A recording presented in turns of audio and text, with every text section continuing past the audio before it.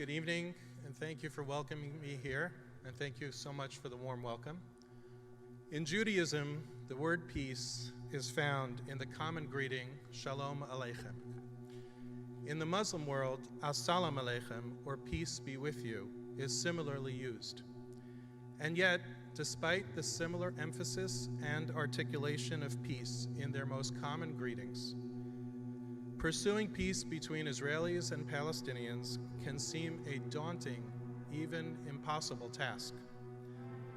But what I would like to tell you is that after extensive travel in the region to explore the possibility of Israeli and Palestinian peace, I continue to firmly believe that there is a real path towards peace.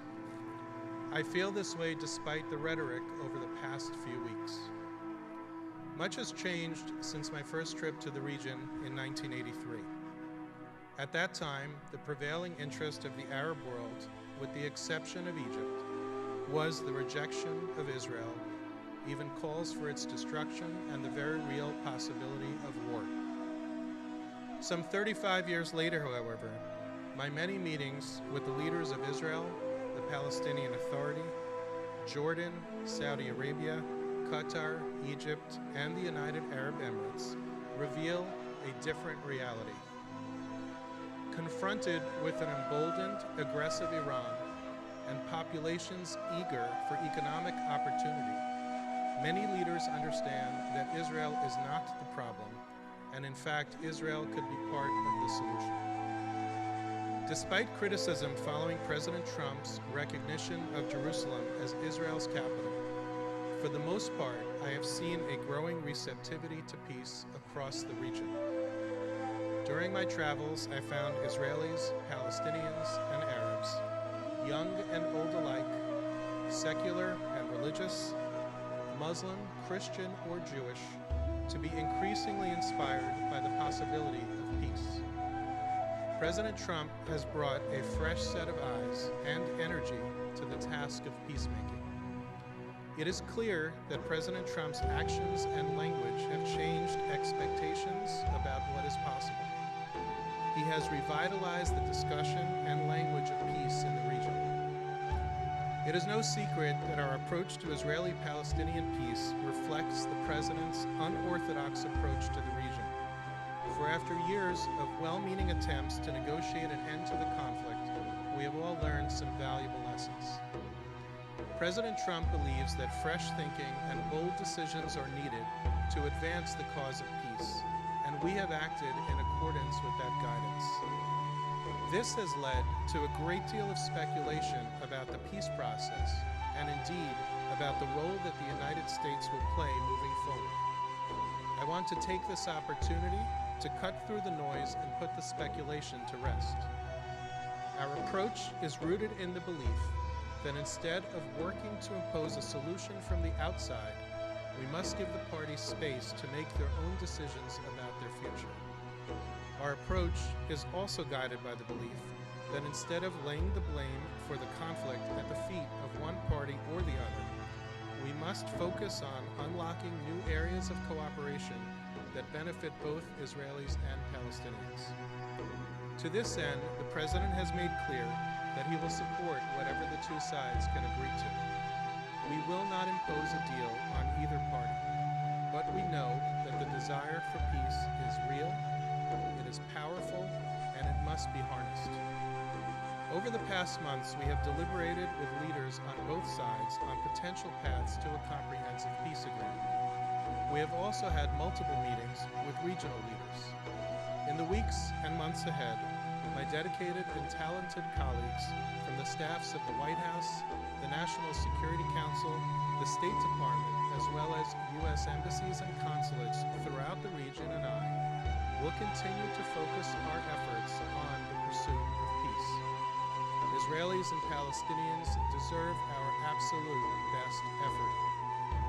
I would like to address President Trump's announcement about Jerusalem. When President Trump made his historic decision to recognize Jerusalem as Israel's capital, he was not rewriting history. He was recognizing an obvious reality. As the President noted, Jerusalem is the seat of the Israeli government. It is the home of the Knesset and the location of the official residences of the Prime Minister and the President. It has been the cultural and spiritual homeland of the Jewish people for thousands of years, and Israel made Jerusalem its capital 70 years ago. We deeply believe that recognizing this reality was an important step not just for Israel, but to lay the groundwork for a comprehensive, enduring, and real peace. That's why the President took great care to explain what his decision does and does not mean. Let me make it clear. Did the President's decision prejudge any final status issues? No. The President was absolutely clear that the United States has not prejudged any final status issues, including the specific boundaries of Israeli sovereignty in Jerusalem. We have not taken a position on borders. Did the announcement change the status quo at Jerusalem's holy sites? It did not. President Trump explicitly called for all parties to continue to maintain the status quo at the Temple Mount Haram al-Sharif. Did the decision then signal the United States' abandonment of the peace process or a bias against one side? Again, I answer no. The United States is as committed as ever to reaching an agreement that guarantees a peaceful, prosperous future for both Israelis and Palestinians. That's why this administration continues to work on developing a peace plan that could bring both parties to the negotiating table. In fact, since the Jerusalem announcement, and despite the negative reaction of many to the announcement, we have remained hard at work, and we have not deviated for a moment on our efforts with respect to the peace plan. Despite the rhetoric that you have heard from various government officials and the media in response to the President's Jerusalem announcement, President Trump, the peace team, and so many other members of the U.S. government remain deeply dedicated to resolving the Israeli-Palestinian conflict. As we move forward, it is important that we not allow our efforts to be disrupted by false claims about the nature or purpose of our decision. These distractions help no one, least of all the Palestinian people. Peace will not be achieved by denying Judaism's thousands of years of connection to Jerusalem and the land of Israel. Peace will not be achieved by walking away from negotiations. Peace only has a chance of success through respectful, continuous dialogue and through negotiations. It is easy to walk away from the table, but that helps no one and reduces or perhaps even eliminates the chances of achieving a comprehensive peace agreement. And that would be terrible for the Palestinian people. The path we must travel together to achieve peace is in all of our hands. We must be prepared for it to be filled with bumps and disappointments, and, as with most complex issues, we will have our good days and our bad days, our good weeks and our bad weeks. But we must forge ahead to realize our vision together. As Vice President Pence said in Jerusalem last week, we know Israelis want peace, and we know that Israelis need no lectures on the price of war. The people of Israel know the terrible price all too well. The INSS exhibit you will see out in the hallway goes back more than half a century, analyzing a series of negotiations that have undoubtedly made the people of this region more secure. A common factor in all of these negotiations was the presence of American mediators working alongside Israelis, Palestinians, Jordanians, Egyptians, and others involved. America has always been here with you in advancing the way along a negotiated path. That's been true in the past, it is true in the present, and it will be true in the future. Americans know this, Israelis know this, the region knows this, and yes, the Palestinians know this. On Saturdays, on Shabbat, the Jewish day of rest, it is customary in many synagogues throughout the world to say a prayer for the state of Israel. In the prayer for the state of Israel, we beseech God to spread the tabernacle of peace over Israel. So, let us dedicate ourselves to working together to spread the tabernacle of peace over Israelis and Palestinians, as well as the whole region around them. Thank you very much. before this gentleman? Because Since you were? Since you were? I'm actually from the New York Times. Yamiche is my former colleague, and we miss her. But I was hoping I could ask blame a you, question. but I'll let you do it after he does. Is that okay? That's I will perfectly do that. well. In honor of a paper I once loved. Thank you. Go ahead. Mr. President, my name is Edward Zoll with trunews. Today you met with Bibi Netanyahu from Israel, and you brought up actually that you support a two-state solution for the Palestinian-Israeli crisis there. Can you give us any more preview of what this great deal, the peace deal? Well, I'd love to be able to Dr. make a deal with the Israelis and the Palestinians. You know, my whole life I was told that's the toughest deal. And I disagree. I think healthcare is probably tougher, okay? You want to know the truth. But it is tough. But we're going to take care of that too. That's going to get taken care of. We've already taken care of a lot of it. But my life, I've always heard the deal between, as you know, Israel and the Palestinians. That's like the toughest deal. Every possible thing is tough about that. I think we're going to make a deal. I think we're going to make a deal.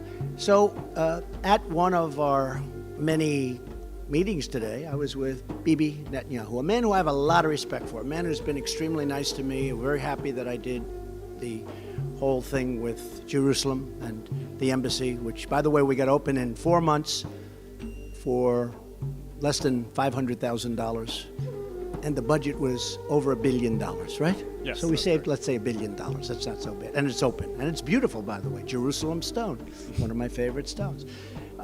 I will tell you the question. Somebody said today, well, this is the first news conference in a long time. I said, what do you mean? I did like 5 today. Every time I sit, I take a lot of questions from people that are screaming like maniacs in the back of the room, meaning reporters. And one of the reporters, I won't say that it was John Roberts that said that, I refuse. But it was, but that's okay. Don't feel guilty, John. But one of the reporters that was screaming asked about the one state, two state. And I said, I think the two state will happen. I think it's in one way more difficult because it's a real estate deal, because you need meets and bounds and you need lots of carve-outs and lots of everything. It's actually a little tougher deal. But another way it works better because you have people governing themselves.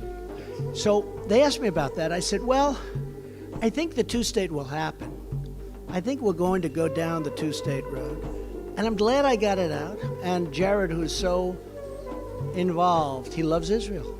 He loves Israel. But he's also going to be very fair with the Palestinians. He understands it takes two people to be happy, two groups of people to be happy. Everybody's got to be happy. And that's why it's so tough, because there's been so much hatred and anger for so many years. That's what probably the number one ingredient of toughness is.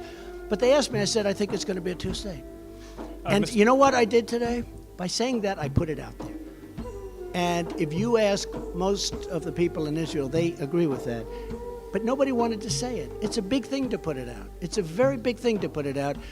Now, the bottom line, if the Israelis and the Palestinians want one state, that's okay with me. If they want two states, that's okay with me. I'm happy if they're happy. I'm a facilitator. I want to see if I can get a deal done so that people don't get killed anymore. When we had in Saudi Arabia, we had one of the great conferences in history. Many of you were there, probably all of you were there. It was one of the most beautiful 2 days. That and China. Two of the most incredible events I've ever seen. I've never seen anything like it. And we had, I believe, 58 Muslim countries. The leaders, the kings, the emirs, the absolute leaders from every. There was nobody in second place. They were the leaders of the whole thing. And unbeknownst to anybody else, people would come up to me individually. It wasn't a setup. They'd come up to me and say, sir, you can't have peace in the Middle East without peace between the Israelis and the Palestinians. I said, why? What difference? Why does that matter so much? They said, it just is impossible to make peace in the Middle East unless you have between the Israelis. So I heard that from one, the king of Saudi Arabia, who's a good guy, King Solomon, and then somebody else came up, and he wasn't told, oh, go up and say it. I know where they're coming from. And I must have had 12 leaders say it, and they just said it. And I started to realize that peace between Israel and the Palestinians for the Middle East is a very important thing, and we're trying very hard to get it. I think probably two-state is more likely, but you know what? If they do a single, if they do a double, I'm okay with it if they're both happy. If they're both happy,